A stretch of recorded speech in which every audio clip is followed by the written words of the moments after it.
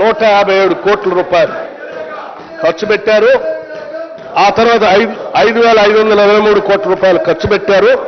మొత్తంగా 11,680 కోట్లు ఖర్చు పెట్టారు. అధ్యక్ష,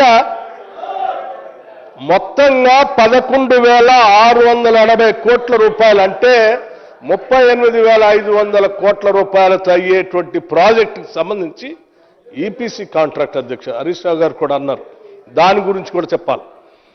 11,680 కోట్లు ఖర్చు పెట్టారంటే 38,000 కోట్లు అవి మైనస్ చేస్తే ఎంత అధ్యక్ష? దాదాపు 27,000 కోట్లకు వస్తుంది.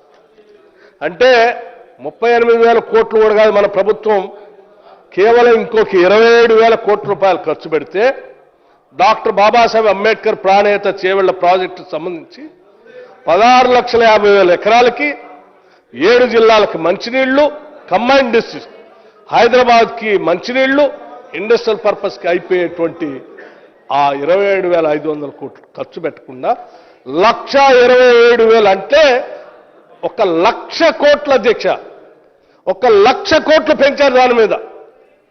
కేవలం ఆ 27,000 కోట్లు ఖర్చు పెడితే అయిపోయేది, 1,27,000 కోట్లు పెంచి ప్రాజెక్టును ముందుకు తీసుకొని పోతే వాళ్ళకి కూలిపోయింది.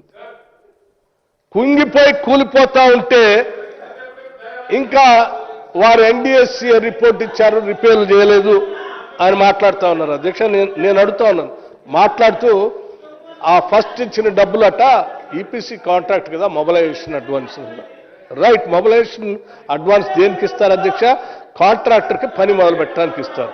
ఆ మొబిలైజేషన్ అడ్వాన్స్ కూడా ఆ కాంట్రాక్ట్లో ఖర్చులోనే మీరు ప్రభుత్వం అధికారంలోకి వచ్చిన తర్వాత ఎవరికైతే మొబిలైజేషన్ అడ్వాన్స్ ఇచ్చారో వాళ్లతో ఆ పని పూర్తి చేపించి కేవలం 27,000 కోట్లతో మీరు కాలేజ్ ఏంటి బాబాసాహెబ్ అంబేద్కర్ని పూర్తి చేసి ఉంటే ఈ రాష్ట్రానికి చాలా మేలు జరిగేది కదా. ఎందుకు చేయలేదు మీరు? మీరు ఆ మొబిలైజేషన్ అడ్వాన్స్ తీసుకున్న కాంట్రాక్టులను మీరు కుమ్ముక్కై 1,27,000 కోట్లు పెంచి అక్కడి నుంచి 152 మీటర్ల ఎత్తులో కట్టాల్సిన ప్రాజెక్ట్ని 100 మీటర్లు తీసుకొని వచ్చి ఈడ కట్టి మేడిగడ్డ, అన్నారం, సుందిళ్ళ నుంచి శ్రీపాద ఎల్లంపల్లిలోకి లిఫ్ట్ చేయాలి. మీరు ఈ 3 సంవత్సరాలు 4 సంవత్సరాల్లో లిఫ్ట్ చేసి నీళ్ల కంటే కిందికి వదిలిన నీళ్లు చాలా ఎక్కువ ఉండేది. ఏం సాధించారు మీరు? ఏం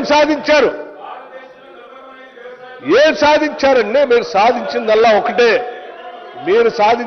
ఒకటే, ప్రజల సొమ్ముని అట్లాగే సంవత్సరం పవర్ కాస్ట్ సంబంధించి ఒక 12,000 కోట్ల రూపాయలు ఈ రాష్ట్రం మీద భారం వేయటం తప్ప మీరు సాధించింది ఏం లేదు. ఇంత దోపిడీ చేసి, ఇంత అన్యాయం చేసి ఇంకా మాట్లాడుతూ ఉన్నారు అధ్యక్ష.